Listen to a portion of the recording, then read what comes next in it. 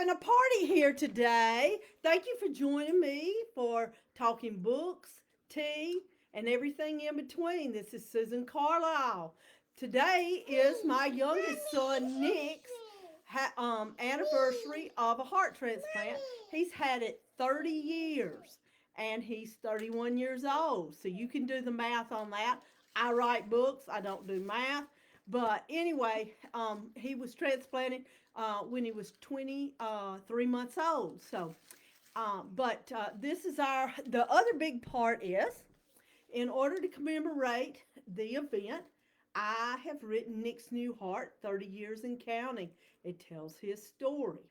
So, and sitting beside him, which is probably the better half of the marriage, is his wife Lacey, and and then there's Ava Grace, their daughter. So, Nick, is there anything you'd like to say for this big celebration? Uh, Thanks to the doctors, thanks to the donor family, and thanks for all the support throughout these past 30 years from my parents and cousins, nieces, nephews, and everyone in between. Wife. Yeah, don't forget his wife. She takes care of him now for years. For years, I did, and Lacey is really good at doing taking my place. So and she's really good at tattling if Nick's not doing what he should be. So anyway, I'm going to be reading from his book in just a few minutes, but I wanted to share with you just a little bit about it and what's going on. It's available on Amazon and Barnes and Noble and Kobo and iTunes, so or iBooks. And it came out today because I waited till the 21st in lieu of a party other than this one, which they are tickled that Ava Grace is going to take home. There you go. I was asking her what Ava Grace was doing, and she was trying to get hers to blow a while ago. She was making more noise with it than she was using the actual blower, so trying to get it to blow. There you go. You like a party, don't you, Aves? So, Lacey, share with us what it's like to live in a house with a transplant patient. It's pretty much like any other household. We do have a few more doctor's appointments that we go to. We go every 6 months. That when we go, there's a lot of medication to keep up with. I think he's on about 6, 7 different medications. There's a whole lot of love, a whole lot of support, and a lot of family events. We make the most of everything, and we try to go and see and do as much as we can. That's great. That's great. Well, I'm going to let them go, and while I'm reading a little bit of Nick's book to you today, but I appreciate y'all being here and appreciate the 30 years that I have gotten. Despite the fact that sometimes it gives me a hard time. All right. Thanks, y'all. Goodbye, Mother. Bye, honey. All that confetti I'm going to be finding for the next 30 years. So, I don't want to leave out having tea. Where I'm using my husband's grandmother's greenware. It has George Washington looking stuff on it, and has a barrel in the saucer. So anyway, have a little sip of tea, and I will find my spot in the book, and we'll get started. Again, this is Nick's New Heart, 30 Years and Counting. It's available as an ebook and as print starting today. And you'll find my picture and Nick's picture on the back. It's full of pictures of our family through the years. And I'm going to give you fair warning. You will probably need to have a tissue with you. When I reread it, I thought, "Whoa, this is tough stuff." But it does have a happy ending on it, obviously. Oh, goodness, here we go. Chapter 1. There was nothing unusual about my pregnancy, except for maybe my craving for chocolate cream filled snack rolls. During my earlier pregnancies, I had painted the house, refinished floors, and even wallpapered, but I wasn't as active during this one. With no obvious medical reason for an ultrasound, I didn't have one, especially since my insurance wouldn't pay for what they viewed as an unnecessary test. Andy, my husband, and I were satisfied with being surprised to learn if our new baby was a boy or a girl. We arrived early at the hospital, excited about having our fourth child and what we planned would be our last. My obstetrician had decided to induce labor because Zach, our 15-year-old, weighed 11 pounds 2 ounces when he was born. This baby didn't need to be as large. He or she would also be joining Drew, age 5, and Mary Beth, 3. If this baby had been decided to have come 3 weeks earlier, we would have had 4 children under the age of 4. The nurses assigned to me asked how many children I had. I proudly told them. Each was surprised to learn I already had 3 toddlers. One nurse curled her upper lip in a sneer. Don't you already have enough? In the delivery room, the lights were extra bright, reflecting off the white tile walls of as the doctor and Andy stood at the foot of the delivery table. They watched for the baby as I pushed. Andy and I had met at Auburn University. War Eagle. He was tall and red-headed, contrasting sharply with my short stature and brunette hair. When we married, Andy wanted a big family, as did I. He worked in the carpet industry as a production manager, and after our first child was born, I became a full time homemaker.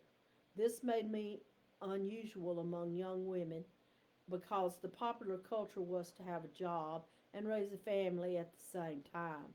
Andy and I decided we wanted to have one parent home with the children.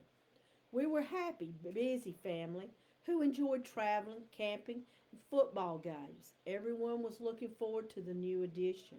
I hoped for a girl, and then we would have 2 boys and 2 girls. I never had a sister, and I thought it would be nice for Mary Beth to have one. Neither had Andy. He had a brother Tim, and I had 2 brothers, Bo and Ed. Another female would make the genders nice and equal in our family. Andy was so excited, he grinned as if he were the one doing something wonderful as Nick moved to join the world. I smiled back at him, anticipating the joy of having another child. Finally, the doctor announced, "It's a boy." Nicholas Samuel May was born at 5:20 p.m. on April the 5th, 1989. He weighed 8 pounds and 8 ounces, a healthy size for a baby. The delivery took 12 hours from the start to finish. After the birth, I asked my OB if Nick was okay. I noticed he was bluer than my other children had been when they were born. I was reassured Nick had 10 fingers and 10 toes and looked good to him. His assistant put Nick on oxygen, but explained it was nothing to be concerned about, just routine. In recovery, I asked the nurse, "Can you check on my baby?" "He's fine. You can see him later," she said. "I really wished you would check. My other child, just a year older, had to be in the special care unit for low blood sugar, and I'm worried about this one." "Okay, I'll see how he is." She returned sometime later. "He's fine and in the regular nursery." Zach's troubles had started at birth, with him being so large that forceps were used to help him down the birth canal. From their use, a large hematoma formed on Nick's head that took 2 months to clear up. He had little muscle mass to his legs or arms. Early on, he didn't eat as he should. I spent a good deal of time at the pediatrician with him. As months went on, he improved. At Nick's birth, we believed he would grow out of the problems. I was jealous when I learned Andy and the kids and my mother and mother-in-law and in-laws had seen Nick. A nurse brought him out of the nursery so his brothers and sisters could touch him, and they had a big photo session. I hate that I was not there to participate. I already had visions of our family of six filling the supper table, the hustle and bustle of birthday parties and the Christmas mornings, of sharing play dates with other moms. I was very involved at our church and planned to continue that after the baby was born. We had a trip to Disney World on the calendar already. I had sewn some special outfits for the children and was looking forward to making one for this baby. Since I was home full time, I kept the yard and saw to most things around the house. I'd even started writing a book. My life was full and some days running over. From the past experience, I knew I wouldn't see Nick for the first few hours. After getting settled in my room, I asked for him. The nurse said she would bring him to me around 7 p.m., but no one ever brought him. I was getting worried. Then I asked again. The nurse told me that there might be a problem with his blood sugar, and I'd probably get to see him around midnight. Although I was concerned, Zach had experienced the same problem and was fine, so I took it in stride. I was still anticipating Nick being brought to me when the phone rang shortly after midnight. It was a nurse from the special care unit. I'm just calling to let you know we've transferred your baby to the unit. We need to watch him a little more closely. He's fine right now. We want him to stay that way. I interpreted that to mean that they were being careful because they were aware of Zach's problems at birth. I settled into sleep, but had a nagging feeling something wasn't right. And that mother's gut feeling came to fruition, and it was bigger and worse than I would have ever have imagined. But I'm grateful to a family who, in their sorrow, thought of others.